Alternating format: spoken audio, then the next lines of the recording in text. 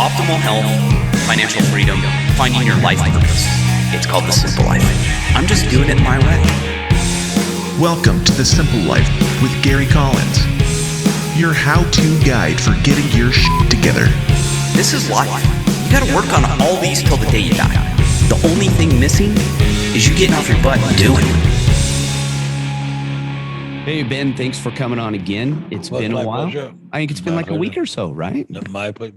I don't know how long. I don't keep track of the time. Well, we see each other all the time on this show. On our wonderful show that Judah so kindly produces.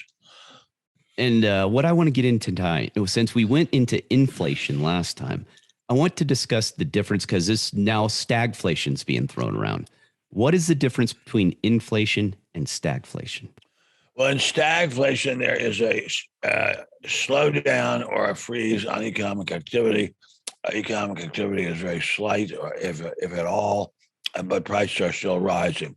We haven't had stagflation for a very long time. It's very questionable whether stagflation even exists. It was a phrase that some smart economist who wanted to make money thought of to get himself some lectures, but it's very rare that there's such a thing as prices rising on a general level, a nationwide level, or worldwide level, without there being a very considerable slowdown in growth. When was the last time this happened? Well, they said it was happening around 30 years ago when when he had a new head of the Federal Reserve. I forget his name was Mr. Walker. Mr. Walker.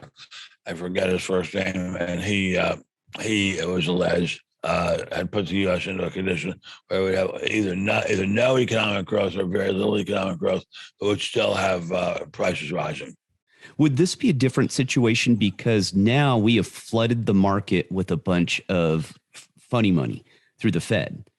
Is this a little different than the last time?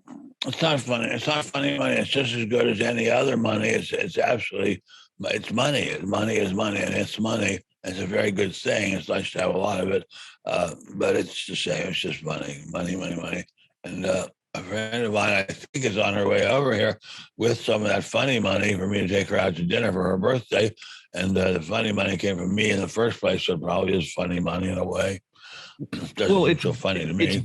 It's borrowed money without permission, is how I look at it, because they're printing, They're printing money. No, that's the way it always is, and they have permission. I mean, the permission comes from the Federal Reserve Act, which allows the federal government to print as much money as they want, and there's nobody stopping them. There never has been anyone stopping them. There's some public opinion that could stop them, but it doesn't. I mean, people do not want the economy to come to a crashing halt, so they will not stop printing money, and we will not stop having inflation. We're just going to keep on having inflation for a long, long time. The only question is how fast does it go, and how much of a thud do we want when it stops?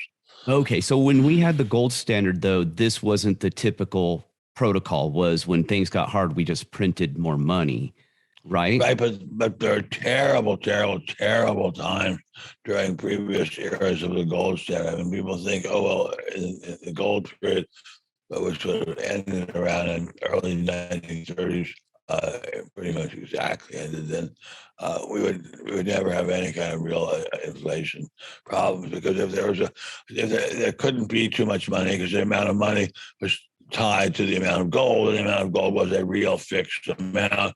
You couldn't just change a decimal place somewhere on a reserve balance sheet and say, okay, instead of having such and such billion, we now have such $1 trillion. There was some restriction on how much money could be created.